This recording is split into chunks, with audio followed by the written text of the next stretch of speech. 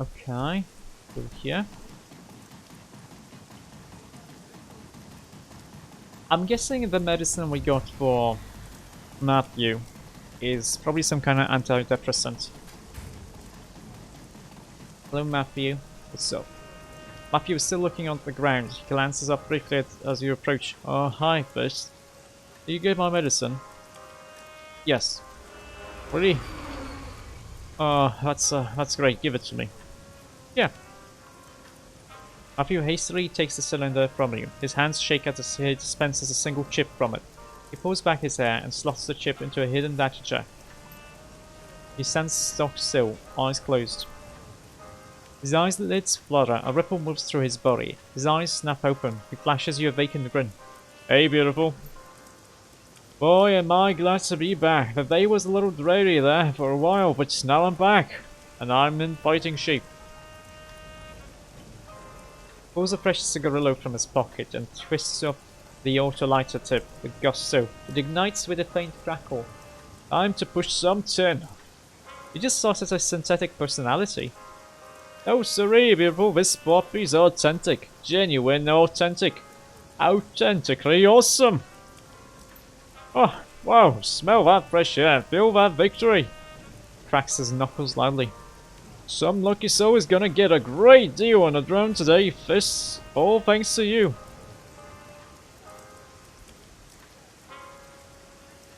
Hey, rocket, Matthew. High five. What? Matthew slaps you a praise hand. Boom, boom, bada boom, boom, bada boom. Catch you later, hot stuff.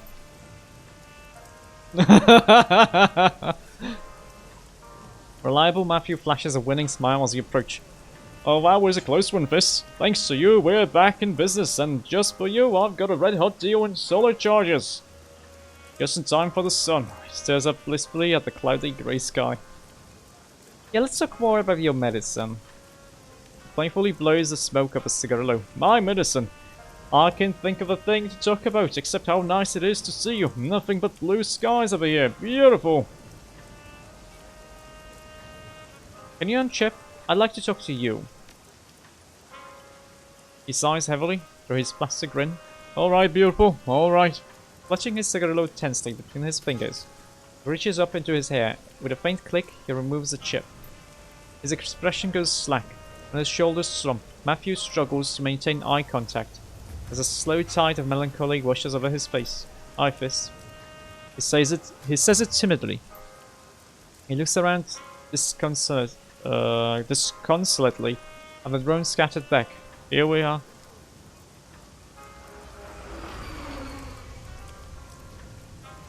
Thanks for showing up. It's good to see you again. Matthew just stares at his feet for a long time, then mumbles quietly, still looking down. I don't want to be here, Fist. I don't want any of us. He lifts his head and looks you in the eye, tentatively, but with certain conviction. I know what people think. Some people like Ambrose, don't look down on me, but everyone else, I just want them to leave me alone. I want to be left alone, okay?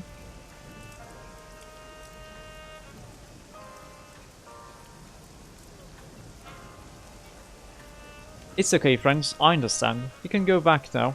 Thanks for being real for a minute. Thanks, Viz. Gives you a shy nod. There's a deep recognition in his eyes. I know what I'm doing. I'm going back now. Matthew reaches up into his air. There's a faint click as he snaps a BTO back into his data jack. BTO is better than life. I thought they're mostly used in order to have experiences that are very lifelike, and it's mostly used for porn and like smut films or whatever, the snuff films I think it's called. They torture stuff and all of that. Matthew reaches up to his... Oh yeah. His back ripples as he pulls himself upright and his face transforms with a sudden surge of feeling. This... I was real. I mean real! Beautiful. You've got some chops on you, huh? He adjusts his tie with an exaggerated gusto. You know, something I think about. I tell you, it's gonna blow your socks. Sure, go ahead. You're a peach. Beautiful. So let's get real, really real.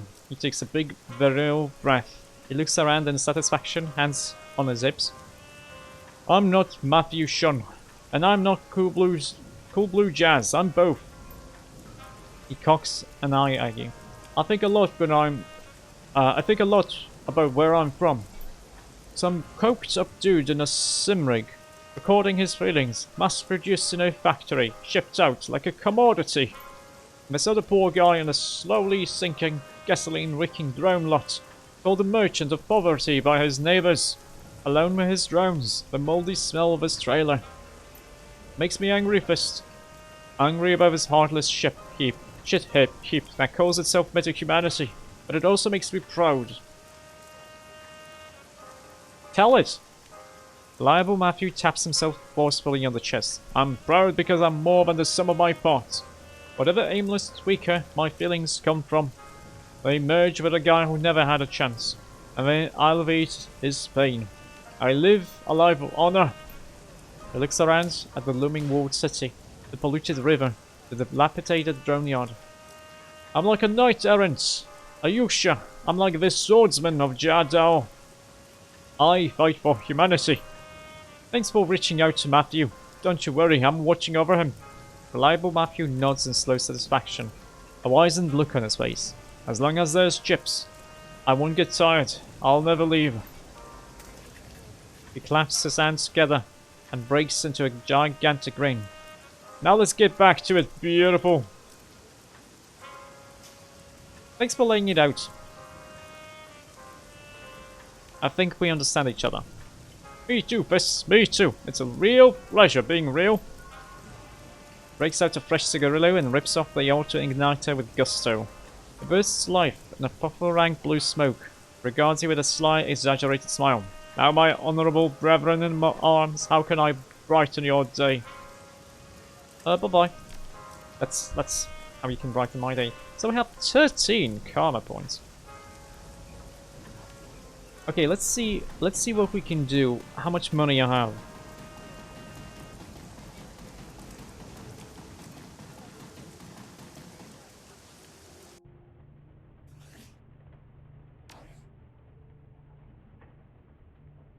Okay, body. I need 17. I need a lot.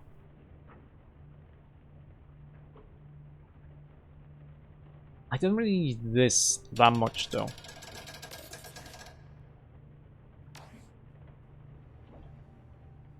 Oh yeah, let's go sleep first.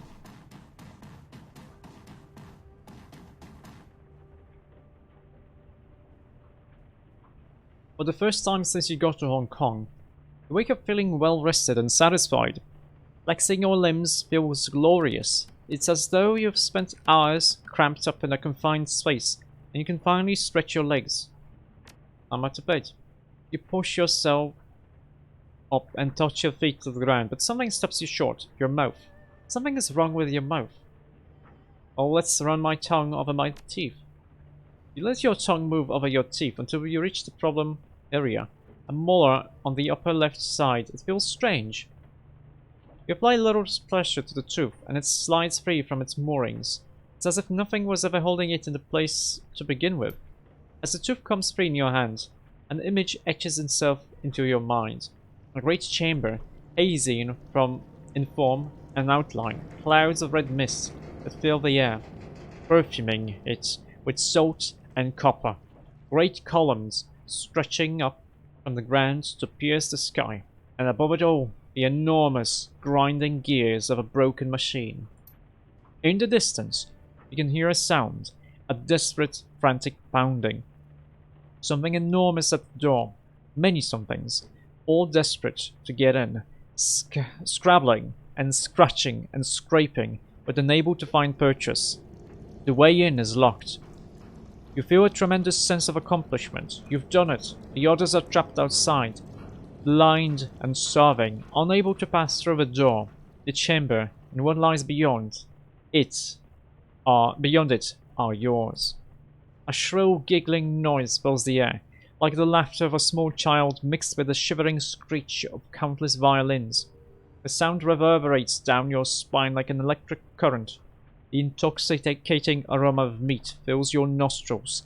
You have been starving for 1,000 years. Soon, it will be time to feed. And just like that, it's over. The images fade, dissipating like vapor. Only the tooth in your hand remains. Hey, I lost a tooth, that's not good.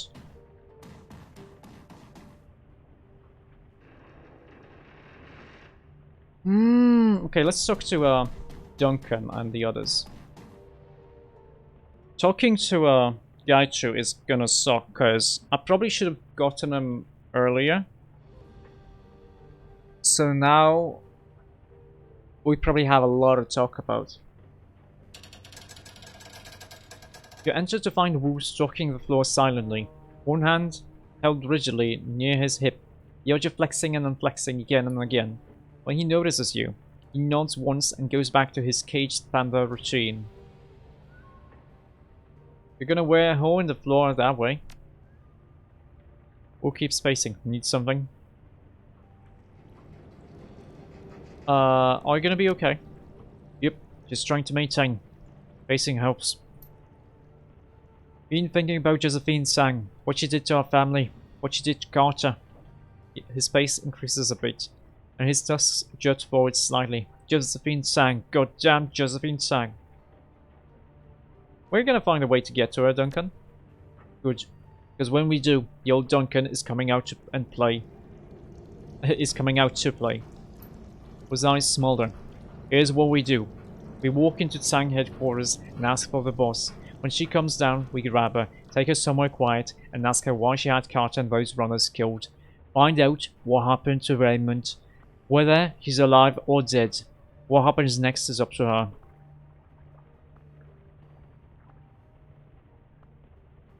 Well, kidnapping a member of the Hong Kong Executive Council while there's an APB out on us is probably not a good idea. It's bold. I'll never see it coming. This is the way to go, my way.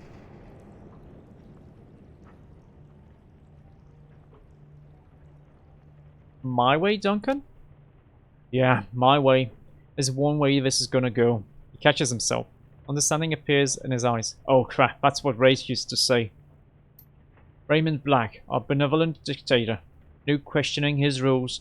No falling short of his expectations. It was his way or the wrong way. Or you'd get the full-on Raymond treatment. I didn't care to be on the receiving end of that. And I was, more than once, that's for sure. You remember what happened after a few years after we moved out of his squat and into his house? Thing with Double Three and Lockjaw, when he accused us of relapsing back into our old days? Man, that was when Ray's authority finally got tested. His raspy baritone is tinged with satisfaction. When I finally stood up to him.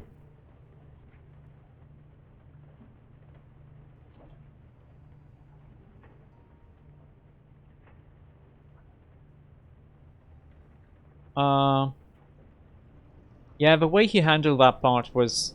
the way he handled that was part of the reason I eventually left. He just wouldn't listen. I thought that might have been part of it. But to be fair, I wasn't listening either. That was our pattern, wasn't it? I wouldn't listen, he wouldn't listen, then we butted heads, rinse and repeat, once every few weeks.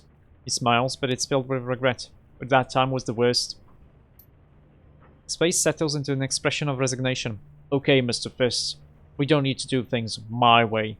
No need for us to butt heads.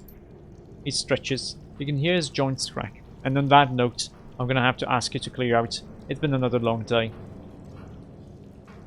Yeah, I hear you. Later, Duncan. Catch you there. Catch you then, Big.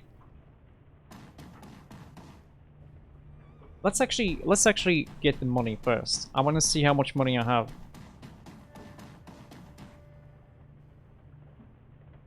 Your workstation and mission computer. The cool blue tones of the workstation menu fills the screen. I have one unread message.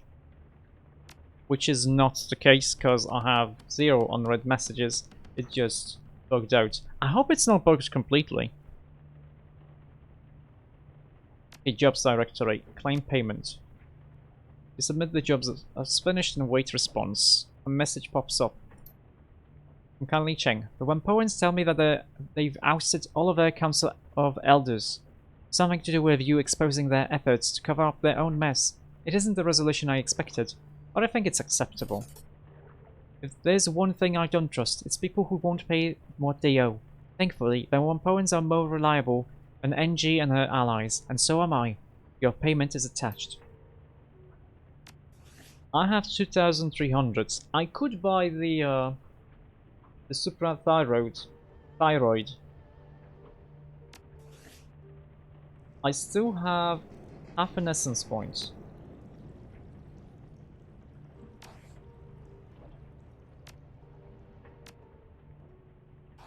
I wonder if I can go get it.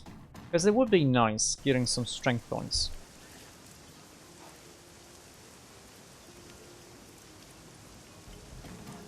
Now the thing is, if I take a hand that takes away like half a point of essence, and then I replace it with one that takes away 0.3 essence, I would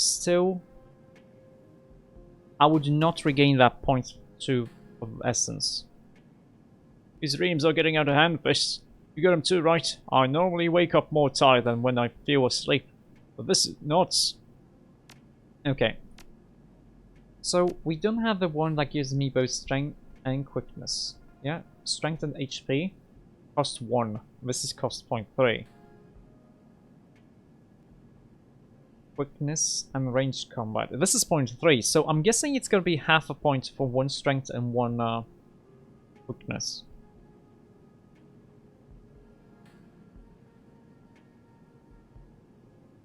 We could go for the suprathyroid. It's 1 to all physical attributes. So, quickness, strength, and body. And this is like 1.5, and it's just one body. This is so much better than this one.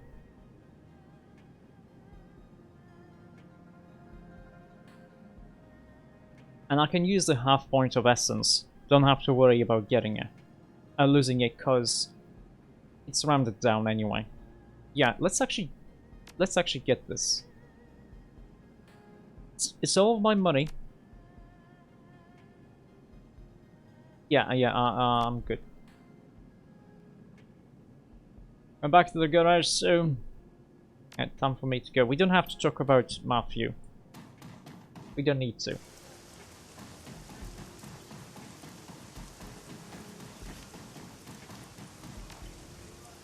Now, having this body isn't gonna allow me to do this. I don't need to do this right now. But I think it would be prudent of me to get 1 point of body, so I don't have to have 17 to get these two. I'm gonna confirm you. I don't have money right now. But we have 7 points. I could go with 1 point of charisma. And 1 point in conjuring. I could go with 1 point of charisma and get a etiquette.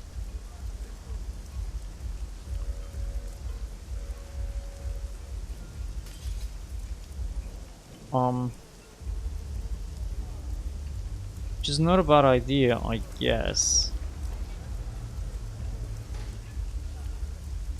I don't know what kind of thing I will need though.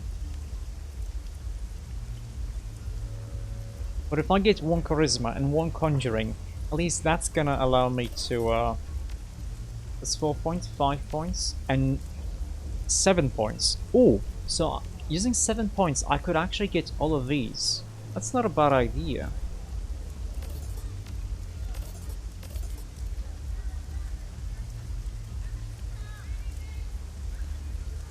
Like academic.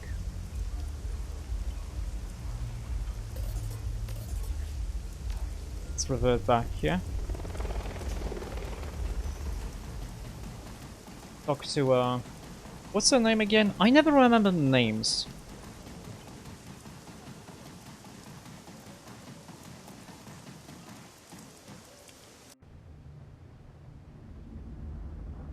Oh.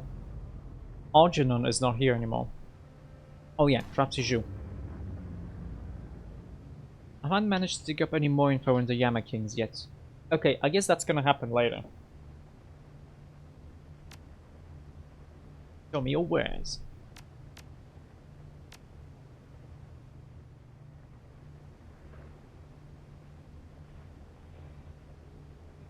Conjuring 1. Maybe we could slow someone down, or we could do armor, but we don't really need to.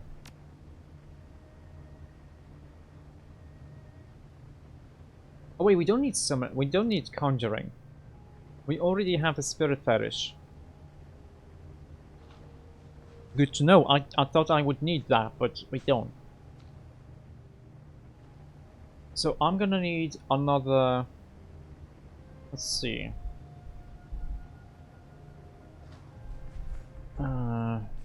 Hermetic fetish, imbued hermetic fetish. That's 1,750. It's 2,500. They both stack. The willpower from both of them stacks. And spirit fetish. So that's 1,750, 1,250, and 2,500. So that's basically like 5,500 here. 5,500.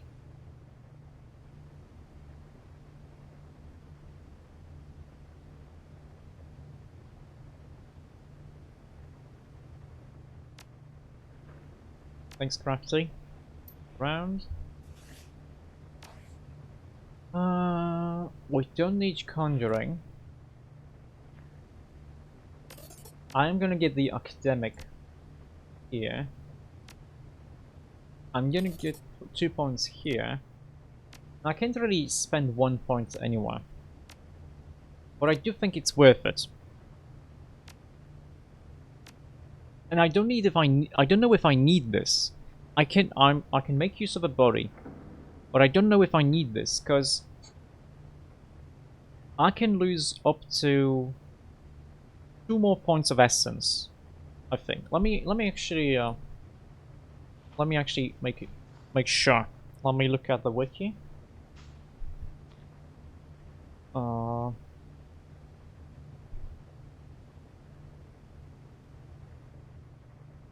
Spell slots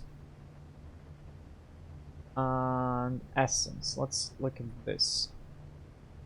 Affinity.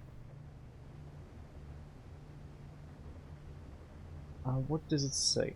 The number of base spell slots available are essence halved and rounded down.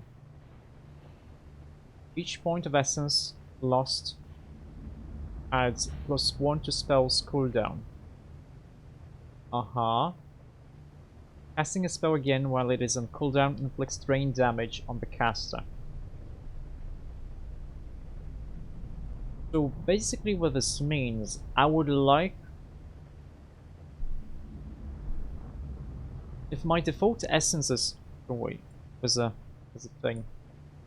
If my default essence is 6, and right now my essence is 6, my base spell slots would be 3. So somehow I'm getting 3 spell slots. Bonus. However, even if the new hands are gonna use half a point each, it would be better for me to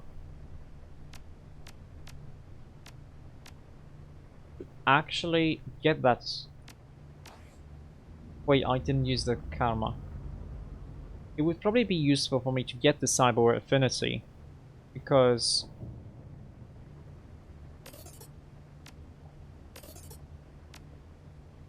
that way I would be able to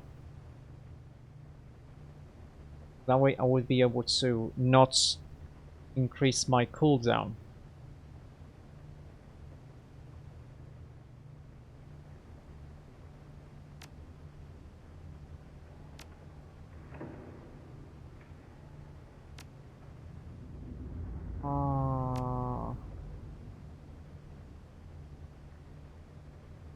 Let's keep those points for now. If I need them, I need 11 points to get this. After the next mission, I should be able to, after the next mission, I should be able to buy new stuff, and we'll see if we need this or not. So, I'm probably not gonna have enough money though. We'll see. If I have enough money for both of our hands, I'm gonna save before getting them.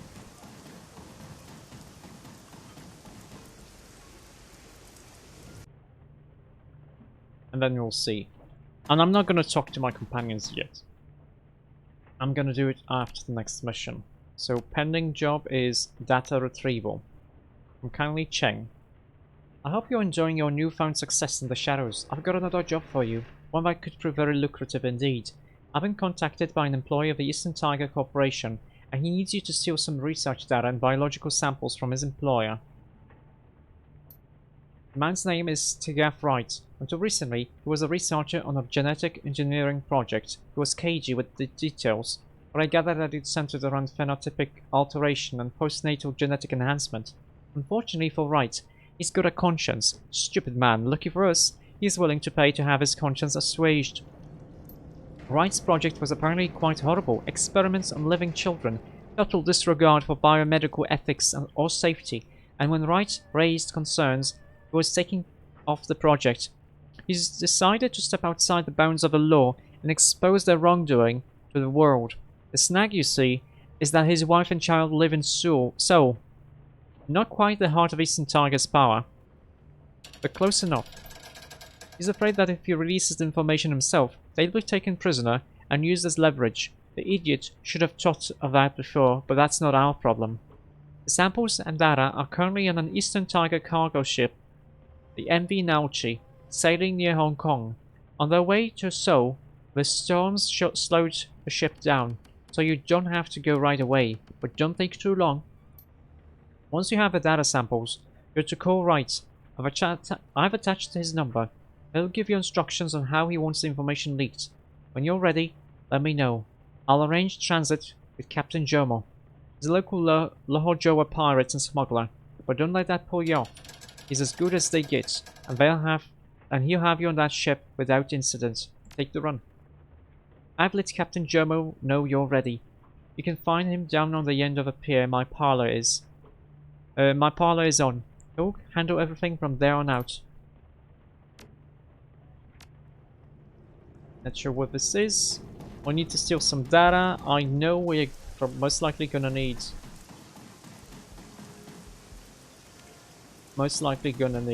some hacking. I think I'm going to take everyone besides Duncan and the other guy. I'm going to take Rakta, Isabel, and Gubbit. Captain Jomo is busily playing some kind of gambling game on his comlink. It beeps and flashes as it taps away. Come on, Jomo, win, not lose. Maybe buy yourself that new hat. He doesn't appear to have noticed you at all. The game makes a sad, defeated noise. Jomo curses under his breath, nose wrinkling in disgust. Finally, he seems to notice you. Stupid game, always, it cheats me. You have a good hand. Now, kindly Cheng send you, huh? Here. Blah? Not sure what this is. You need Captain Jomo to take you to play pirate. Yep. Isabel, Rakta, and Gobbet. I think this is a nice team, actually. Duncan is good and all, but I don't really care too much about him. Gaichu has a blade, which is nice. He does have a level 3 medkit. Rakta also has a level 3, that's kind of nice. But no, this is good enough.